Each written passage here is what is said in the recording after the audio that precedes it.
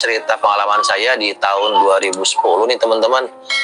Tahun 2010 di mana teman-teman saya punya cerita kehidupan yang sangat dalam segi ekonomi itu sangat ya kurang lah, dibilang kurang itu ibaratnya saat itu saya bersama istri itu sedang prihatin banget itu. Saya belum punya anak saat itu. Belum sangat prihatin lah. Jadi mau apa mau itu masih minta bantuan dari orang tua atau teman gitu. Kalau teman jarang sih, banyak dari orang tua dan mertua. Ya malu banget lah. Saat ini berpikir jadi orang tua itu memang susah, tidak mudah gitu teman-teman. Jadi singkat cerita, saat itu memang ekonomi kita lagi benar-benar kurang baik, tidak baik-baik saja. Otak juga pikiran tuh lagi benar-benar bingung lah, gak karuan karena ya faktor ekonomi tadi. Satu hari di saat saya tuh ini ceritanya untuk menghilangkan kejenuhan saya. Jadi teman-teman, saat itu saya jenuh banget. Saya punya komputer, dalamnya itu saya bisa download software namanya untuk mainkan alat musik lah. Cuman softwarenya punya cara panduannya nggak bisa karena ya nggak ngerti gitu. Google belum terlalu seperti sekarang lah, dan belum ada YouTube dulu. Nah, mau nggak mau saya ngajak istri saya ke Gramedia tuh ceritanya. Saya tanya, Bunda punya uang berapa? Masih ada kurang lebih nggak sampai 200.000. Tidak sampai 200.000. Itu tanggal di bawah tanggal 10 lah. Ya udah deh, bismillah, berangkat ya naik motor kita berdua.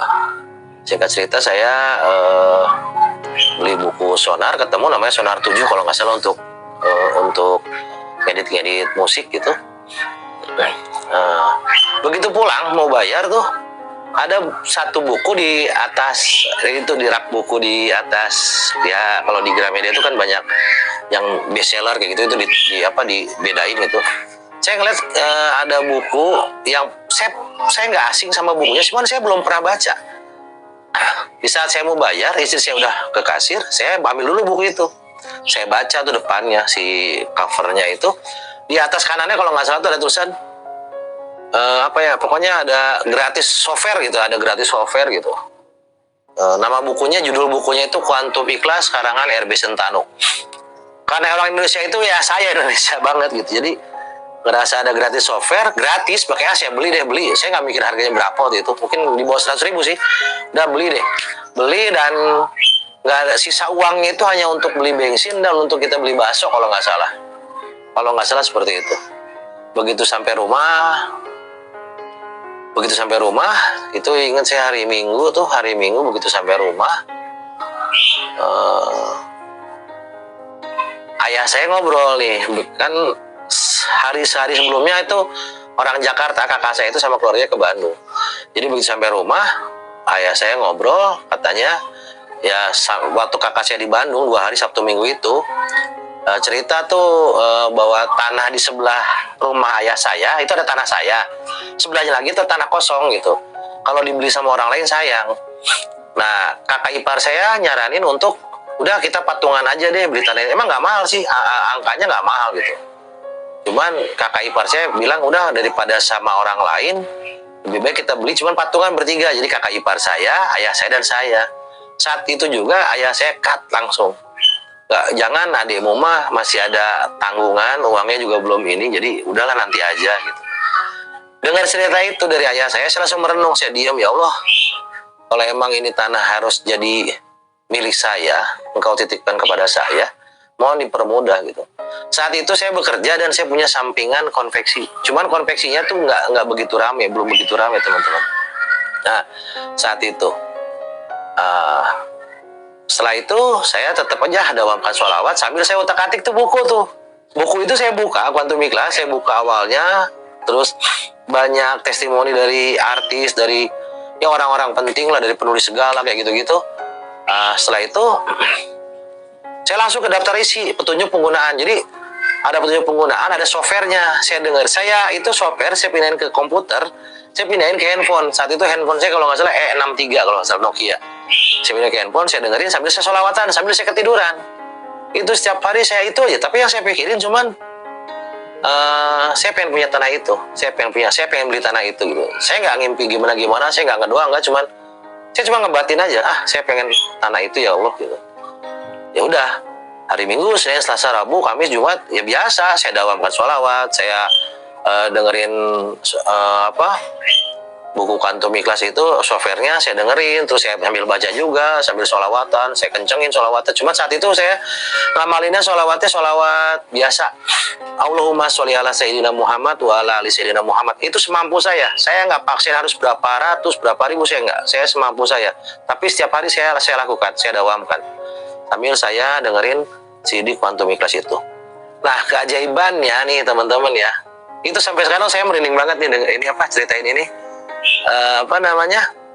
Jadi ceritanya kan Minggu, Senin, Selasa, Rabu, Kamis, Jumat nih. Jumat itu setelah sholat Jumat, saya itu rencananya mau pulang kantor duluan gitu, lebih awal pulang kantor.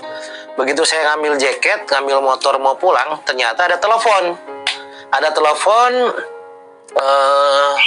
Langsung kita ngobrol, ini Pak Denny mana? Saya bilang Denny kosong. Oh iya aja, karena kan emang konsumen kan keluar masuk gitu. Maksudnya siapa gitu. Ini Pak, inget nggak saya yang pesan kemeja saat itu?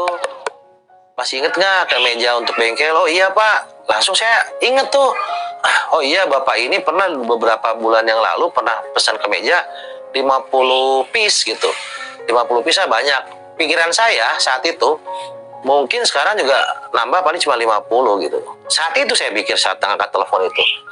Dan beliau langsung ngomong, Pak, kalau misalnya saya pesannya di atas 50 bisa nggak? Wah, bisa, saya bilang. Bisa banget Pak, silahkan Pak. Dengan bahan yang sama ya, dengan kualitas sama. Iya Pak, cuman maaf, memang saat itu harga bahan lagi agak lumayan tinggi teman-teman. Nah, setelah itu kita ngobrol-ngobrol, saya ngobrol harga bahan agak tinggi. Terus, ya udah nggak apa-apa. Jumlahnya itu kira-kira 500 piece teman-teman. Saya nggak ngitung angka, saya nggak ngitung, cuma saya kasih harga aja, udah saya pulang aja. Di jalan, sepanjang jalan saya cuma menyebut Allahu Akbar, Allahu Akbar, Allahu Akbar, sambil saya nangis teman-teman. Itu bener, ini cerita merinding banget. Sampai saya nangis, sambil nangis di motor, sambil jalan, pulang.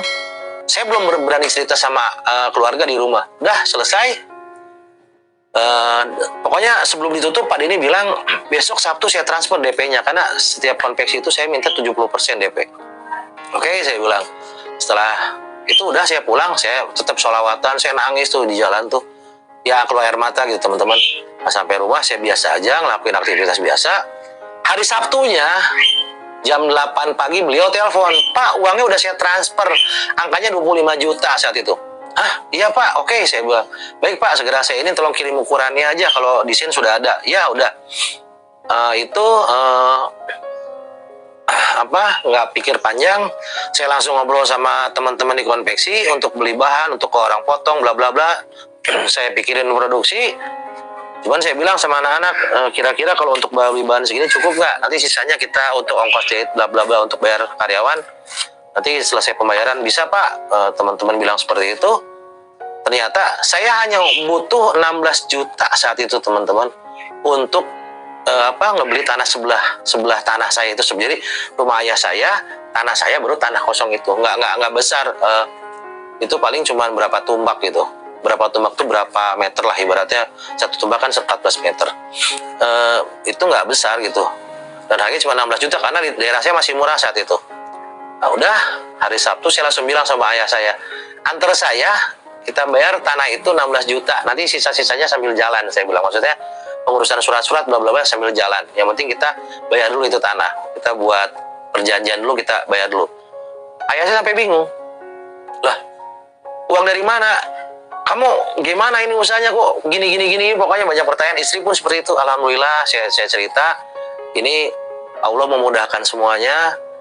Saya ceritain tuh konveksi seperti ini, dapat orderan gini. Udah, alhamdulillah itu kebeli. Produksi selesai. Terus kurang lebih itu perjalanan pembuatan kemeja itu 1 bulan, kurang lebih 3 minggu 1 bulan lah.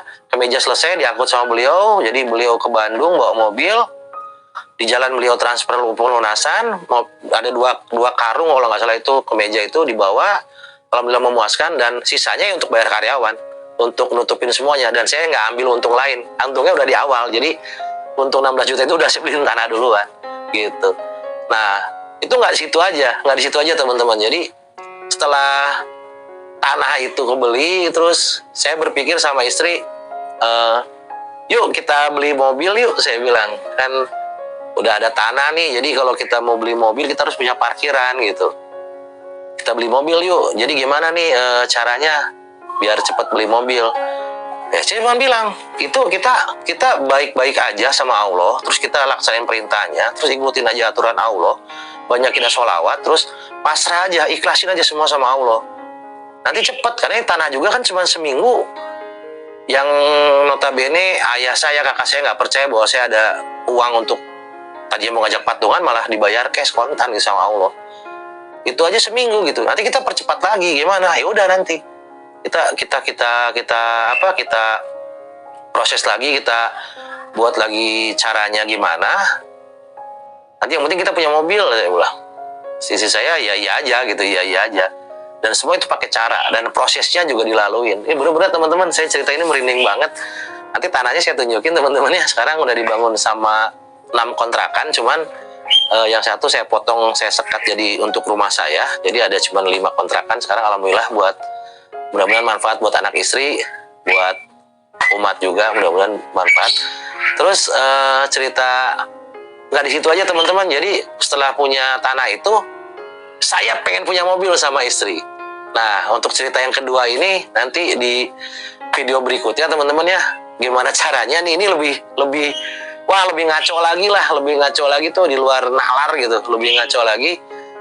Kok udah tanah nggak lama terus punya mobil gitu, nggak sampai 1 tahun, nggak sampai 6 bulan saya punya tanah, saya punya mobil gitu. Itu kan ya kerja apa gitu, padahal konveksi biasa aja. Terus kerja saya di kantoran juga ya biasa aja gitu, penghasilan nggak terlalu besar gitu. Jadi Allah maha hebat, jadi bukan saya yang hebat, Allah maha hebat. Terus Allah menunjukkan kebesarannya lewat harta kecil Allah yang dititipkan kepada saya.